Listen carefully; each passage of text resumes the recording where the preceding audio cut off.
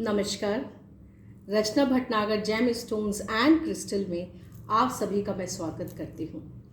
मैं उम्मीद करती हूँ कि आप लोग स्वस्थ हैं, सुखी हैं, समृद्ध हैं, संपन्न हैं और जीवन में बहुत अच्छा काम कर रहे हैं। चलिए आगे दूसरे ग्रह के बारे में बात करूँगी और उसका जो रिलेटेड रत्न है उसके बारे में आज मैं थोड़ी सी आप लोगों को जानकारी दूँगी। ये मेरे बप्पा हैं, गणपति बप्पा।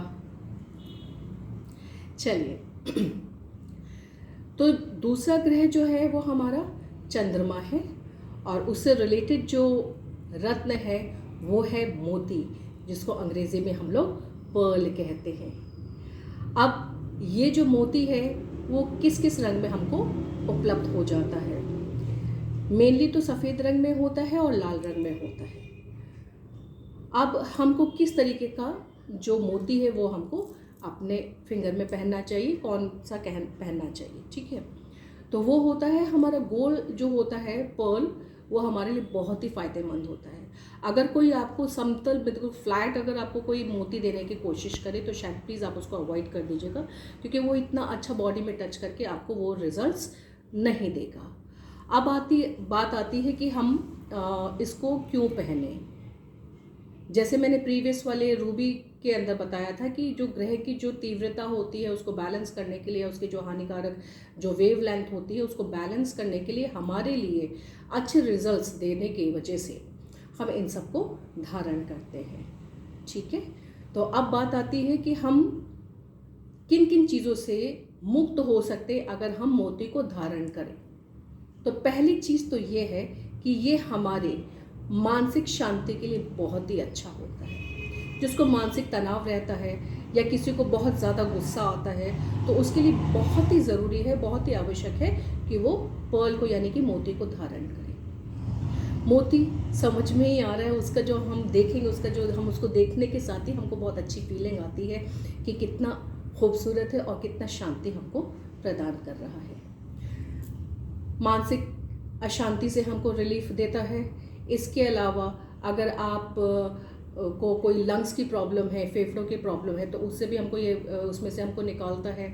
और दूसरा ये है कि अगर हम कुछ सुख शांति चाहते हैं जीवन में, देखिए जब कभी कोई ऐसे अनइवन से हमारे पास में इंस्टांसेस हो जाते हैं या ऐसे इंसिडेंट्स हमारी लाइफ में हो जाते हैं, उनसे भी हमको ये बचाव करता है। तो इसको हम पहन सकते हैं। ये सारे सर्कमस्टांसेस जो मैं आपको बता रही हूँ, अगर आपको लगता है कि आपसे रिलेट कर रहा है, रेजोनेट कर रहा है, तो एक बार आप मुझसे कंसल्ट कर सकते हैं।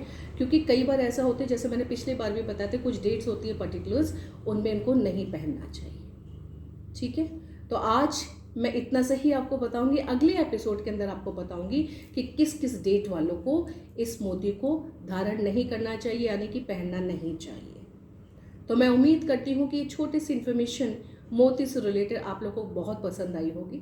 अगर पसंद आई है तो आप इसे ज़रूर शेयर करिए, सब्सक्राइब करिए, लाइक करिए और ज़्यादा से ज़्यादा इस चैनल को प्यार दीजिए। क्योंकि again I will repeat my words कि whenever you are transforming और या अपने नॉलेज को आप लोगों के साथ ट्रांसफॉर्म करते हैं, उसको शेयर करते हैं, तो हमारी नॉलेज ज़्यादा बढ़ती है और उससे एक बहुत अच्छी सी फीलिंग आती है कि हम कुछ अच्छा नेक कार्य समाज के लिए कर रहे हैं। तो मैं अपनी वाणी को यहीं विराम देती हूँ। अगली वीडियो में आप लोगों को बताऊंगी कि किस तिथि को इसे पहनना चाहिए, कौन से डे को पहनना चाहिए और किस जन्म जो तिथियां हैं, जिन तिथियों पे आपने जन्म लिया है, उनमें पर्टिकुलरली उन डेट्स को आपको नहीं पहनना चाहिए। जो जन्म जिन जिन डेट्स पे लिया है, पर्टिकुलर डेट्स होती हैं, अगर उस पर अगर आपको लगता है कि हाँ ये डेट्स मुझसे रेजोनेट कर रही हैं और मैम ने मुझे ये बताया है, तो इन डेट्स पे हमको नहीं पहनना चाहिए, ठीक है। तो मैं उम्मीद करती हूँ कि आप लोग इसको ज़्यादा से ज़्यादा शेयर करेंगे।